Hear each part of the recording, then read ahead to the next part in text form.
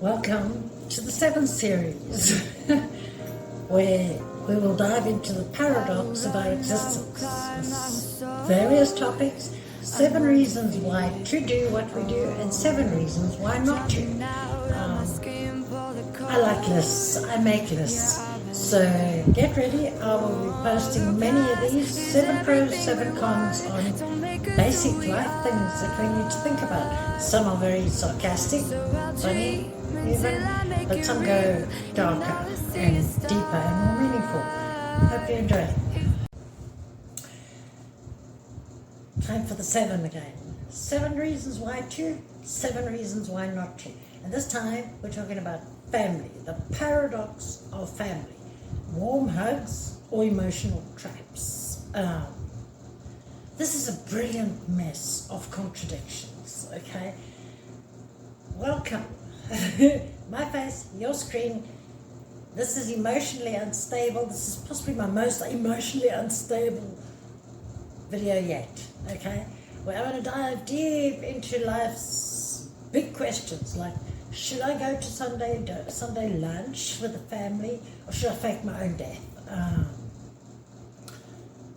You see, family are those people that you don't choose, but you can't legally ghost them without consequences. It's like a cult.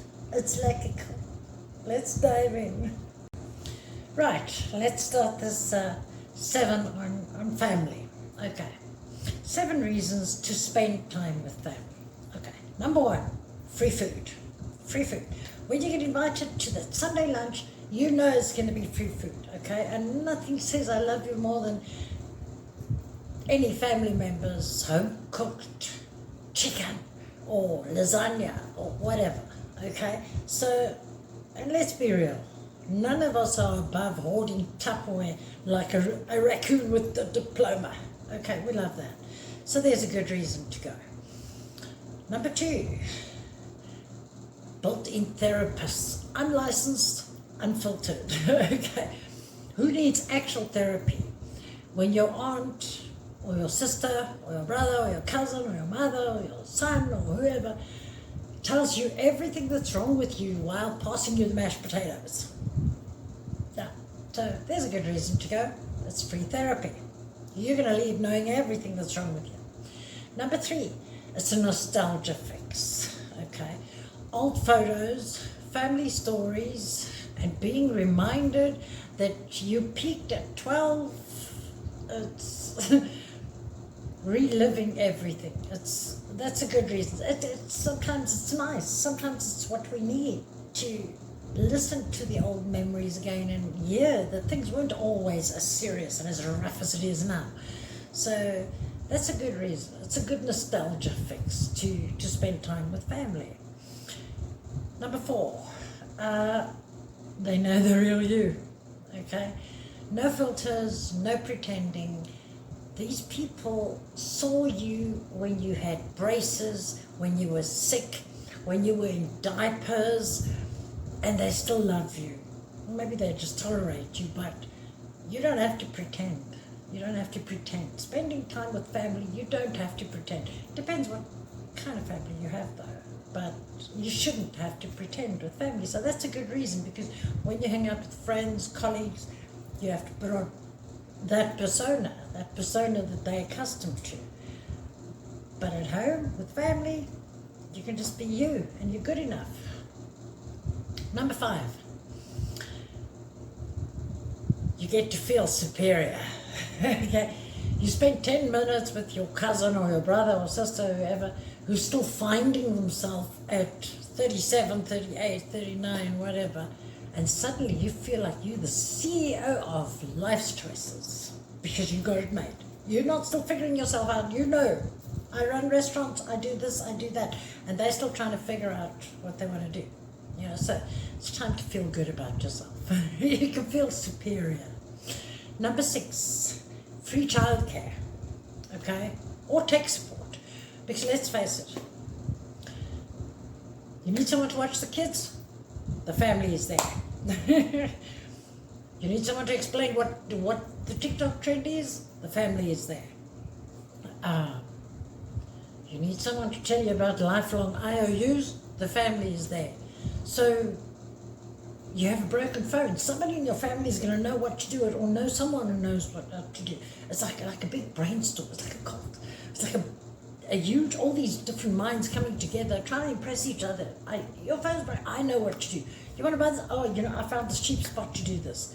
It's brainstorming sessions, time with family.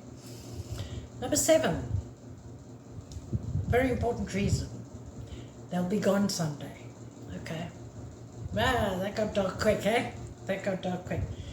But seriously, nothing like mortality to make your time with family feel more meaningful. Because as much as many people don't spend time with family, you need to remember that they won't always be there. There's going to be a time where they're gone forever. And this is dark. Yes, I know this is dark, but this is real, okay? You might not want to see your mother every day, or your father, or your brother, or your sister, but you don't need to see them every day. But it is important to stay in touch and spend time with them, because so that when the time comes, so many people, when the time comes and they're not around, you blame yourself, like, I wish I had spent more time with them. I've had that with so many people where I'm like, I wish I had spent more time with them. I wish I had told them this and this, and I didn't, and it's too late now. So that's the best reason to spend time with family, is knowing that you're all mortal and everybody's going to be gone someday.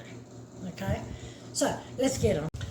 So we're on the family and the 7 reasons not to spend time with family. Okay, remember, this episode is brought to you by Boundary Tape. Okay, the only duct tape that screams, stop asking me when I'm getting married.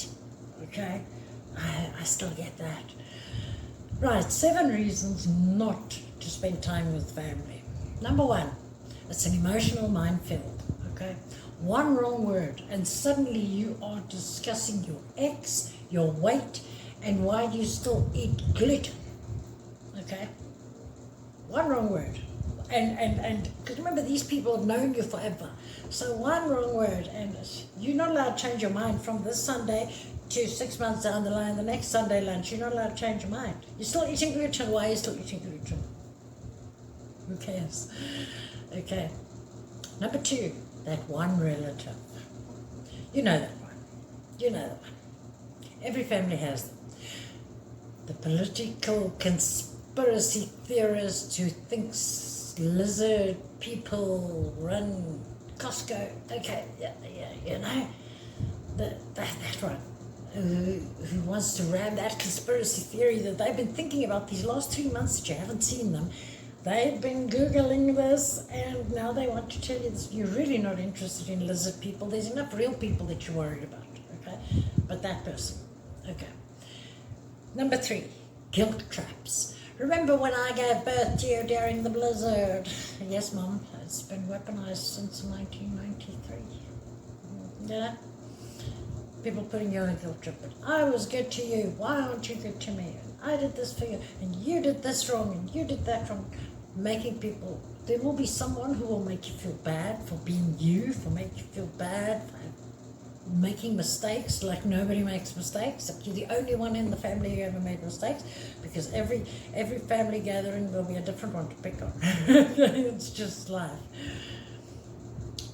Number 4, unsolicited life advice from those people who never even made it in life, okay? Nothing screams quality time like being told you should just network more by someone who still owns a flip phone.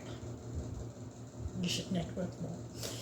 It's always that one person in the family who has made nothing of themselves, who has never done anything, who will give you advice, okay? And you got to take this with a smile, because you don't want to cause a big, because remember now, at this family, this Sunday lunch where you're eating your chicken, whatever you say, yeah, the next Sunday lunch, this is going to be brought up, and the previous one, and the previous one. So keep them calm. Okay?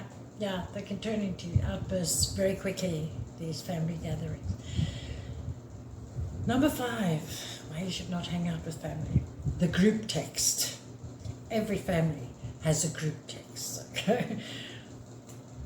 Don't act like you're reading all 47 of those messages, because you're not, okay? Now, here's the thing with family group texts. Every family's got a group text, but every family's got it's like Reddit. You got a Reddit, and then you got a subreddit. Now, every family group has got a group chat and a subgroup here and a subgroup here, and everybody's in many of these groups.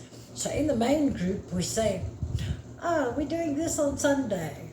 Then in the subgroup, this sort of, "Fuck, do you want to go on Sunday?" And the other one, "Do you think they're going to come on Sunday?" Know this. If you're in a family group, you're in a subgroup, and everybody else has got their subgroups without you. Okay? It's family. It's family. It is what it is. Don't hate them for it. We all do it. Okay? We all do it. We all talk about each other, but we love each other. It's just how it is.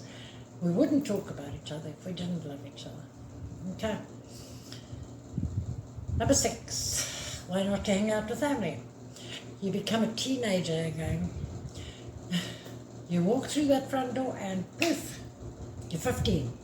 You're 15 again, you're grounded, you're being yelled at for leaving the dishes in the sink. You're 15 again. So that happens. Even with me, I know I would go to my parents' house and I had 2 children and I was still treated like I'm 15. It's like, hey, my kids are 15, okay? You know? But it is what it is. It is what it is, okay?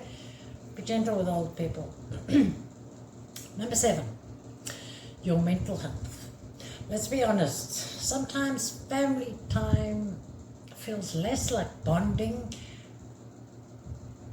and more like an emotional escape room you can't solve. Sometimes, no, yeah, we're going dark again. Sometimes if you go to a family gathering and you so desperately want to get out because it's not making you feel good, maybe you shouldn't be there. Maybe you shouldn't be there, okay? Because not all families are nice, okay? And I wish from the bottom of my heart, I wish every family was nice and good, but it's not, okay? Some families make each other feel bad. I think most families kind of get along and can laugh about these things afterwards, but some can't, okay? If your family gathering makes you feel bad, rather just text now and then instead of going there. If it's taking an emotional toll on you, then don't. But through all of it, just remember that with family, someone doesn't always have to be right and someone doesn't always have to be wrong. There doesn't have to be a good guy and a bad guy. They're just family. And at the end of it, you love each other. And not spending time together, you're going to regret it. You're going to regret it. The time's going to come where you're going to think, damn, I wish I had a brother or a sister or a mother or a father, where spend time together. You only get friends you can keep making. Family it's blood, okay? Someone doesn't have to win and someone doesn't have to lose. So weigh up the good and bad. Maybe see each other less or more, but never just write them off, okay? So hope you learned something from this. Make your lists and figure it out. Figure that shit out.